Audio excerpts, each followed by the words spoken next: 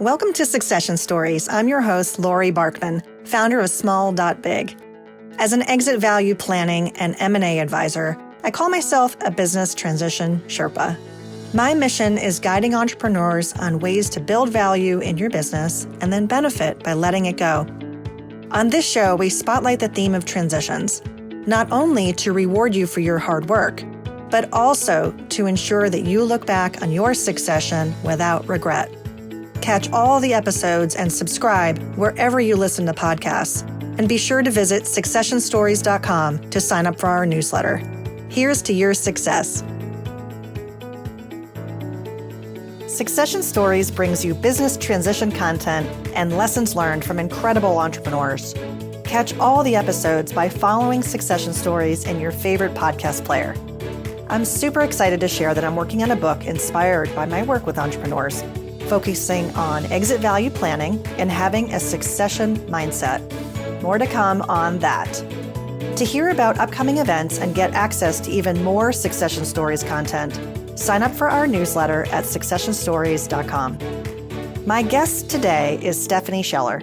She's the impact authority and founder of Grow Disrupt, a marketing agency in Texas. For the last several years, she's taught clients about disruption at inspiring large events.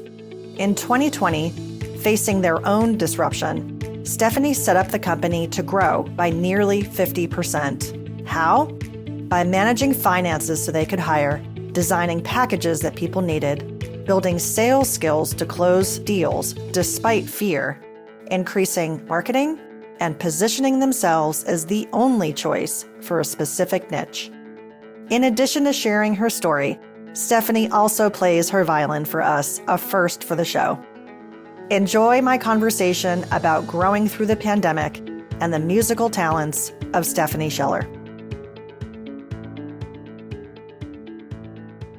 Stephanie Scheller, welcome to Succession Stories. I'm so excited you're here with me today. Hey, I am excited to sit down and talk, especially about how did we pull off growth through the pandemic and all of these. This is going to be such a fun conversation. You are an interesting person to talk to, not only because you live in Texas and because you play the violin so masterfully, but you are really connected to small business owners. And it's become a personal passion for you to help make them successful. And a big part of our audience are established companies. Another part of our audience are people who are aspiring to be those well-established companies, right? These entrepreneurs who are working so hard. So tell us a little bit about you. And in your introduction, please share how you chose this path. Oh my gosh. Okay. The Cliff Notes version. I got a job after college that was nothing to do with my degree. I got a degree in equine business and facility management, which, yes, I was going to go run a horse barn. And then I got a job in marketing, more specifically in sales, which I didn't realize I was getting a job in sales. I thought I was going to be a marketing consultant, but I wasn't. I was supposed to sell small businesses into buying these packages. And by approaching it from that consultant perspective, I did really well. I was with that company for 3 years through a couple of positions, and then things were not going well as a newspaper company. So newspaper's been having a lot of challenges for a long time now. And they started just kind of messing around and the culture started to get really toxic. And so I ended up starting my own business in May 2014. I started my own business. And at the end of August, I worked for the company still, but at the end of August, I was making more money part-time on evenings, weekends, taking vacation days to do sales training and coaching than I was working full-time. So I walked away from the business and built the sales training business that I was introduced to. That went really well for about 1.5 years. We built it to the largest, most active sales practice in Central Texas. And then I had this I can't really call it a midlife crisis because I was 26 years old. No. But you had a crisis of some sort. I had a crisis. I was I had this realization that I didn't actually want to be a sales trainer. Obviously very good at it, loved doing it, but it wasn't giving me that sense of fulfillment. And so then starts this like year-long process of trying to figure out, what is my new business model? What am I doing now? And I share this because I think a lot of times, especially aspiring entrepreneurs, go through this where they think they have to figure out their business model like right here, right now. It has to be perfect the first time and right. And you really don't, because you're probably not going to land on the business model you love for a couple of iterations. So get started, start growing your business, and then know that if it tweaks and changes, it's fine, right? I went from being a sales trainer and coach to being a sales trainer and coach and marketing coach, and then to being a sales trainer and coach and business coach, because I thought maybe business coaching would be more fulfilling, and did really well as a business coach. And then I realized, yeah, this isn't really what I want to do either. This isn't quite doing it for me. I'm making an impact on these businesses, but like one at a time, and it takes months and months. And so then I shifted again, and we started doing events, which was a skill set I developed when I was doing sales training, because we put on sales training events. So I put on an event to educate small business owners. And that was when I was like, okay, I think I really like this, but let's do another event just to be sure. So then I put on another one, and I was like, okay, I really like this. And so everything we've spent, I say we, because now it is me and a team, has spent the past 3 years, 4 years really building out, is how do we design and produce events that actually guide the entrepreneurs to take action on what they learn right away? Because too many times we go to events and we get all this great info, and then nothing happens. Yeah. So we were like, no, those are not going to be our events. So we put all this time into figuring out, how do we design events where people show up, they learn it, they're implementing it, they walk off site, and they're actually growing their business based on what they learned at the event. And that's where I get like really passionate and excited. But it took all these iterations to land on it. And now we have, the Grow Retreat is our big one. It's our internationally lauded event. It's the event that people say is better than Tony Robbins events. And it just feels great. And I love doing events now. So that's my journey. There's my story. Wow. That's a pretty awesome journey. So the grow your business side, we definitely talk about that on the show. And especially in you growing your business, you grew it through events. So let's rewind a little bit on this and also talk through the pandemic side. You needed to completely pivot the business. How did that happen? So it is really funny, because when we say, oh, we do events, and then we say, oh, we had 48% growth over 2019 in 2020, everyone does like the double take. What? Like, how? What did you do? And there were some big pivots that happened. But I think one of the things that was really crucially helpful was I take time every single week and every single month. There's certain tasks and things that I do to evaluate what is going on in my industry, what is going on with the small businesses around me. Like, I have serious time dedicated to being a CEO for the company and not just a business owner, because I need to know what is happening and what's shifting. And so what was very cool was we had actually started toying around with live streaming events as early as 2019, which wasn't new back then. It just wasn't done on a very large scale. And it certainly wasn't done for this, smaller events that we did. And so we started playing with it. We tested it, and then we tested again in 2020. And so by the time we got to the pandemic hitting in March of 2020, we actually had already been doing a bunch of tweaking on live streaming our events. One area we did end up making a major shift was we were actually getting ready to launch our first major conference in 2020. We were going to do a large, hundreds and hundreds of people conference style event in fall 2020. And fortunately, I'd signed one contract, but I hadn't signed any other contracts when everything shut down. And we realized, oh my gosh, we can't do an event and try and bring together hundreds and hundreds of people. Doing the Grow Retreat again next year, bringing together 100 people is going to be tough enough. It's going to be tough. So we put that one on hold, and then looking for what do we replace it with, we realized, okay, so people still need these events, but they need a couple of things. One, they need to know they're going to be safe, because these are small business owners. They can't afford to take 2 weeks, 4 weeks off from their business because they got COVID because they went to an event, right? So they need to know they're going to be safe. So we need to establish parameters for how we're going to keep people safe. And two, they still need these events. Let's just do them on a small scale. So we introduced this new event called the Growcation, which is 10 small business owners getting together at a mansion with a celebrity entrepreneur.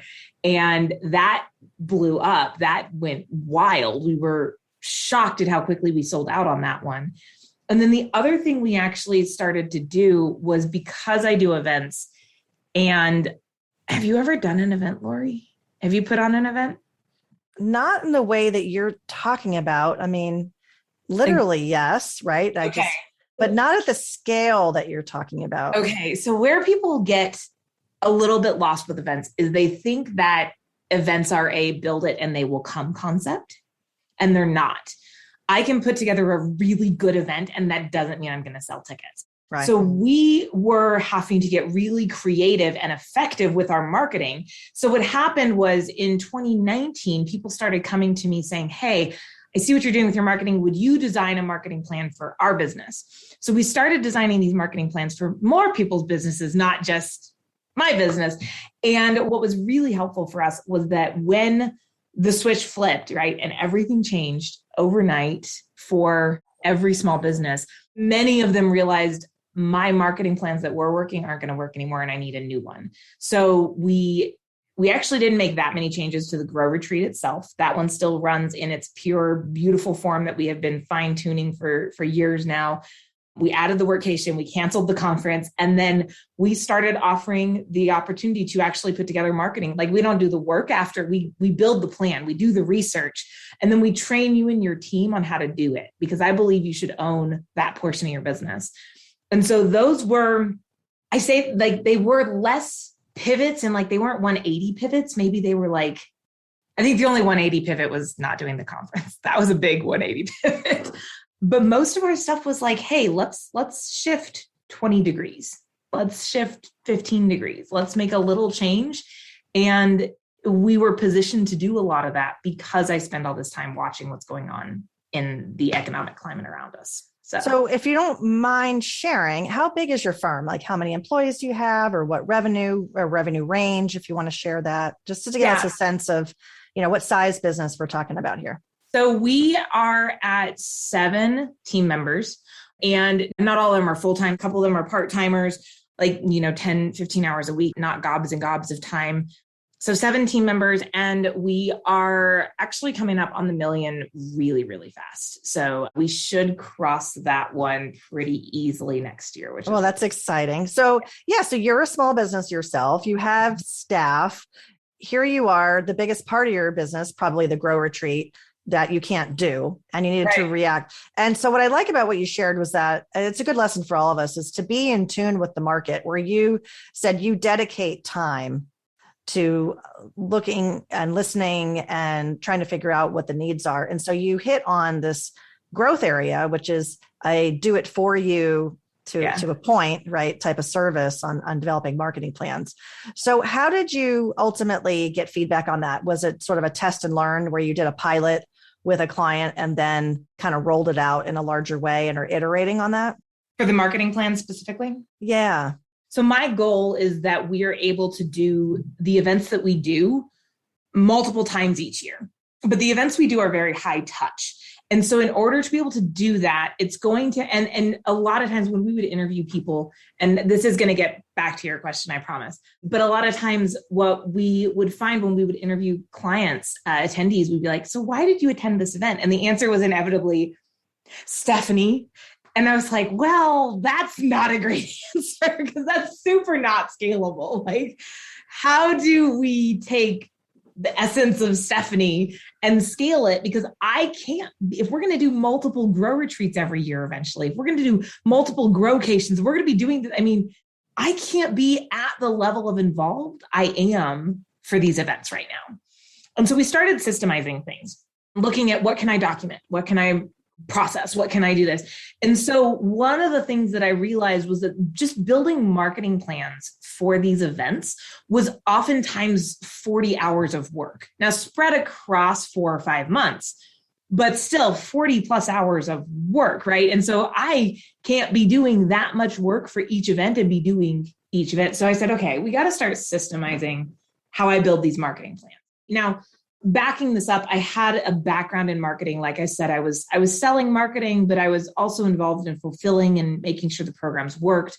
I had the opportunity to see campaigns working and not working. And literally, like, I would have when I worked my corporate job, I would have like 2 attorneys come in the same month, and they would both be on the same package, and they both were like family law attorneys. And within, 3 months, this guy's getting like 60 calls a month, and this guy's getting 2. And it's his mom asking why he has a new number, because it's a tracking number, and it's his assistant checking to make sure the tracking number is working. And so I'm sitting here going, what is the difference? 62, what is going on?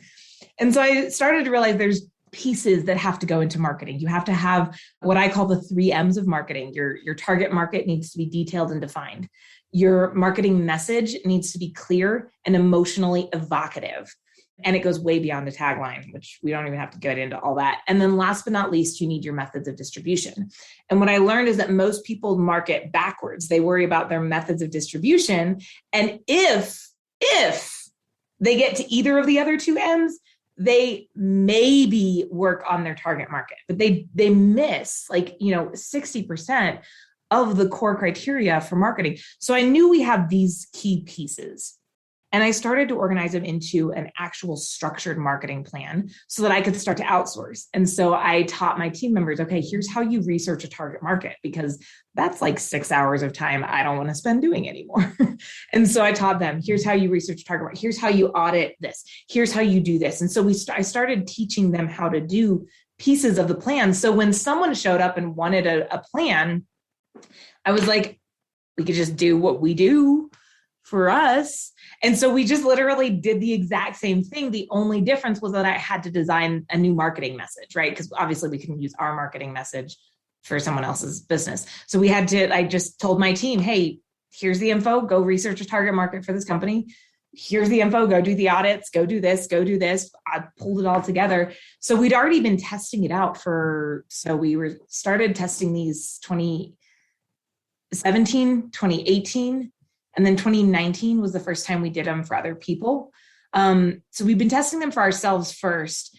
And then I guess there was some testing, but for the most part, we'd already pretty much fine-tuned the process just because I was obsessed with not being the center of the wheel. Well, on this show and also just with clients too, one of the things that we really focus on is how do we build the value of your company? So if we do a little mini live case study here, what's actually happened is you are building more enterprise value in your business by enabling others to do the tasks that you would have done. So what we start with is we look at, is it teachable? Can you literally teach it to someone else in your organization? For you, that answer was yes.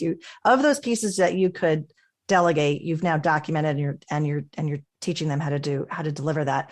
And so it's teachable. Is it repeatable?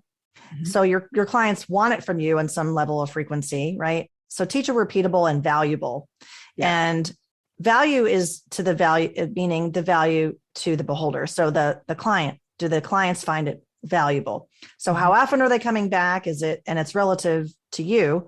And if you put that in a grid and you kind of write things out on a 1 to 5, and you could even put some metrics on it of relative revenue or profitability, what we do in that exercise is shaping out what should you be doing as an organization and what then you as the owner or you as the CEO should be doing or not be doing. And it could lead you down a path. You inherently did that, right? You decided how you were going to go about. Now, the pandemic may have forced that on you, but I guess in retrospect, that was probably something that's going to stick with your business. Do you think you're going to stay with that product line? Yeah, we will definitely. And we've actually expanded it a little bit more because as we've gotten, so what happened in 2020 was we did so many of them in a 3-month period. I mean, like it was pretty wild and hairy there. I have worked really hard to cut back the amount of hours I work because I like having hobbies and being sane and having time to be the CEO. And I was working 100 hours a week for a few months trying to get all of these out because there was still so much of it that relied on me, and my team members were doing the same thing. And so what happened was we did so many, we found what were all of the systems to do the whole thing, right? Because there was always little pieces of that I didn't think I could teach. And once I did so many of them, so back to back, I realized I could teach them. So we turned it into a course. So we actually have a video series that walks you through doing the same thing. So this is here to stay, because it's something so many small business owners don't have. Like, they don't recognize a lot of times when we start our business, how big of a piece marketing is, how much of a skill set it is we need to develop, and that building a marketing plan isn't intuitive most of the time. Because when I ask people, what's your marketing plan? Well, I go to some networking events. Right. And have a website. Right. Or the website's one pager that they got free from GoDaddy, and they haven't looked at it in a year. Right. Well, let's switch gears a little bit. Let's talk about the small business owner during this time, because you were having a lot of conversations, and I think there was a lot of folks who maybe did close their doors, and then there were folks who are trying to get through it, and maybe kind of through PPP and other CARES Act that they were able to keep the doors open, lights on. And so here we are. What were the top themes as you look back now over the past year and a half, 2 years? If you were going to say there may be top 3 themes of concerns or challenges that people were facing. So I think one of the themes I kept seeing come back again and again was, I'll just wait for things to get back to normal.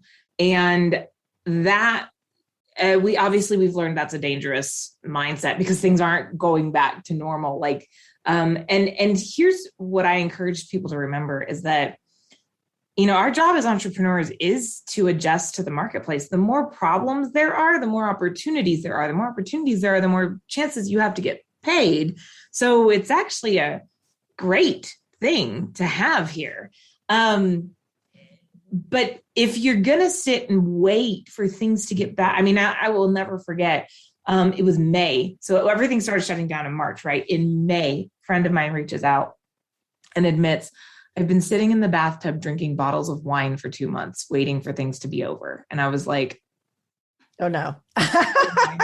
Intervention time. I was like, that is not good. That's not good. No. You have to, so the theme is this, like, I'm going to wait it out. And most of the time you're not going to be able to wait it out, especially as a small business, unless you have massive cash reserves to wait it out. You're going to have to adapt. And that is one of the perks of being a small business owner, is that we can adapt and shift much quicker. I can make a change and have it implemented through my entire company by the end of the week. Whereas you're talking about a major organization, they're not going to be able to make that kind of change. Like, you're talking about, like, let's just say Amazon, right? Amazon's not going to be able to enact sweeping changes across their entire organization in a week. They'll be lucky if they can make a change inside of 3 months.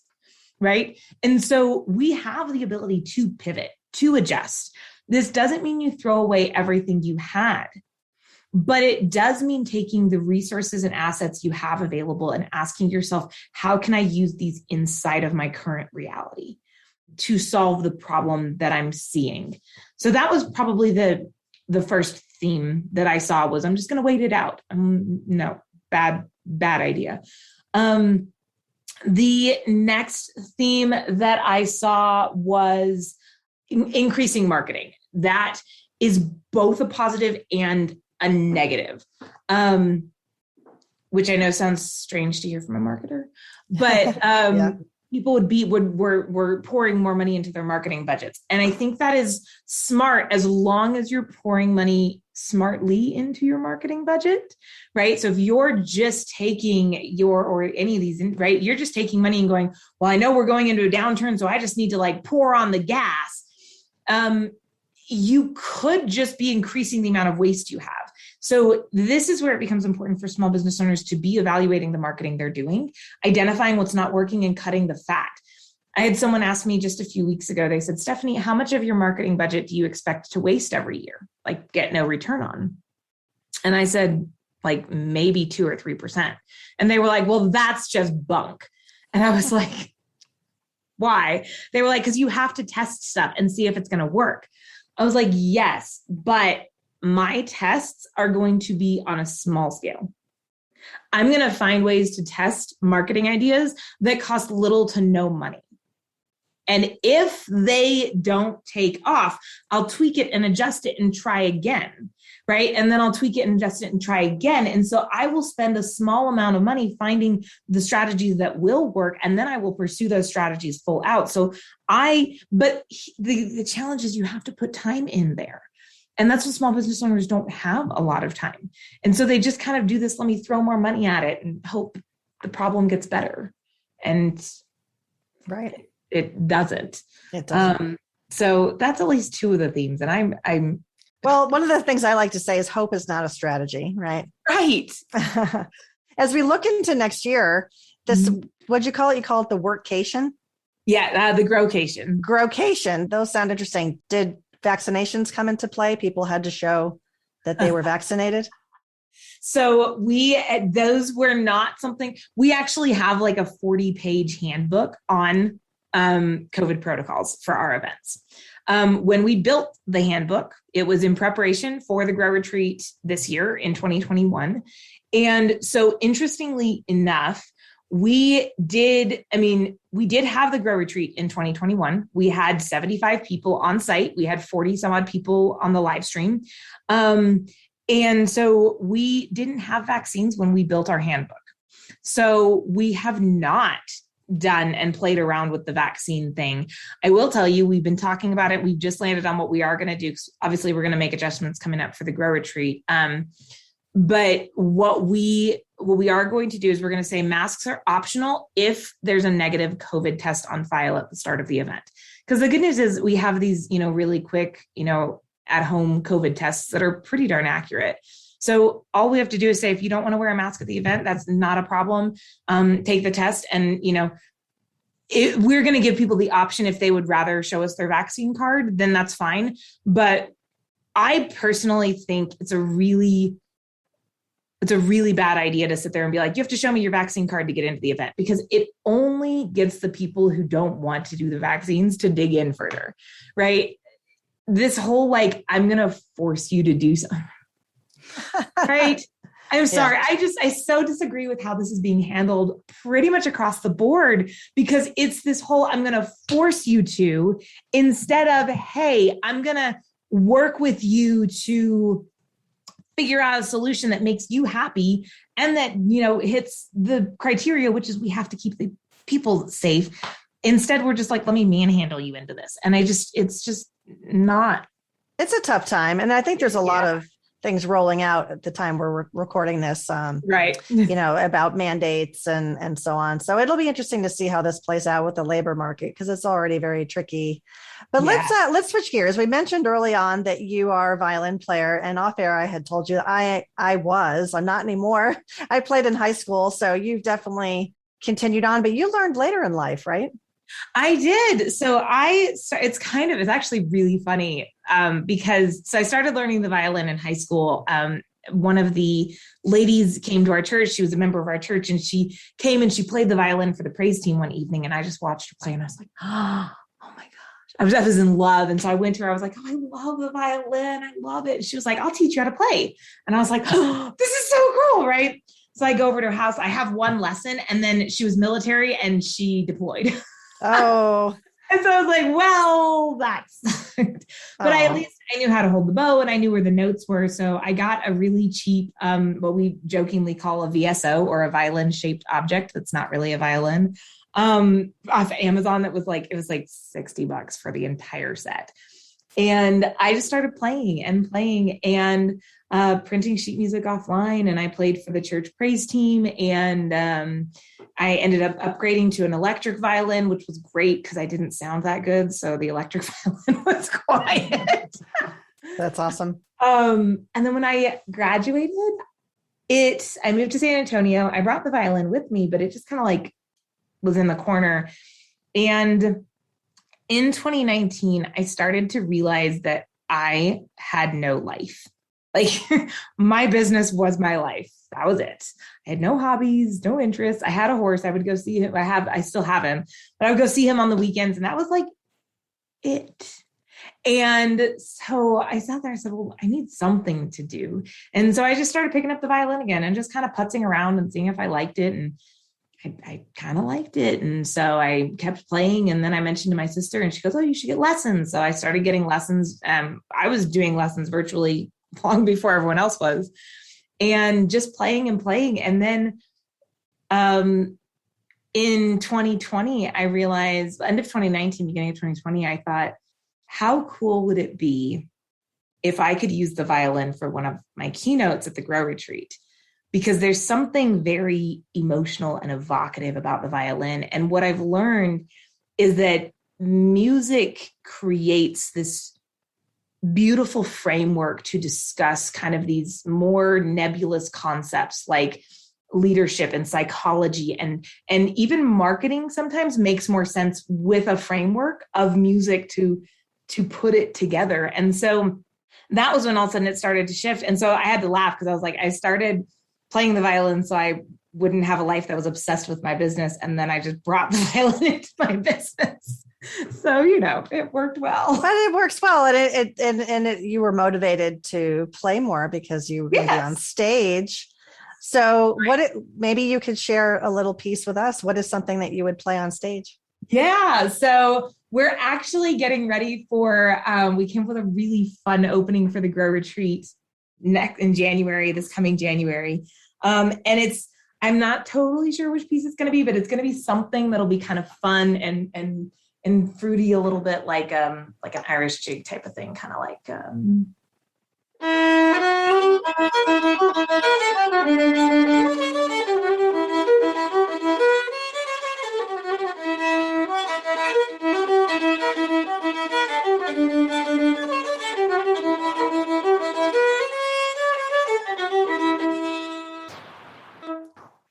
Awesome.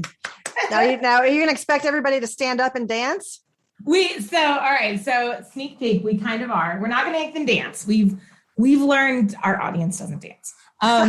No.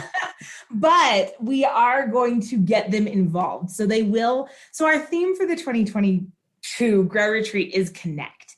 So we are going to get them to connect with the music. They are going to get physically involved. We are not going to make them dance, but they are going to have to get physically involved. So I love it. So much fun. I love it. Well, your energy is boundless, and it sounds like you're really helping a lot of people get through some growth stages. And it's so important that people do have a path forward, and you're inspiring them for that. So thanks for sharing your story. Thanks for coming on the show. And if people want to get in touch with you, Stephanie, what's the best way that they can do that? Probably find me on social media. Pretty much all of my handles are Success Steph, but if you look up Stephanie Scheller and look for the chick with the violin and the curly hair, that's me. You can also go to my website. So my personal website is thestephaniescheller.com, like the one and only, the coolest, because, had to be. But it's thestephaniescheller.com. And then if you want to check out the events, you can go to Grow Disrupt, which is the name of the company, growdisrupt.com. So you can find me on any of those places. And I love talking with people, clearly. So. Oh, thank you. All right. Thanks so much for being on the show, Stephanie. Thanks for having me, Laurie. This was a blast. My objective is for you to have a lucrative and successful succession. If you want to understand the value of your company today, the potential net proceeds of a transaction, and your financial needs after you leave the business, that's a great place to start. The sooner you understand these numbers, the more time you'll have to close the gap, if there is one. Take the next step by requesting an initial meeting to begin planning for your business transition and strategic exit today. Request a call with me by visiting SmallDotBig.com. That's SmallDotBig.com. I look forward to speaking with you.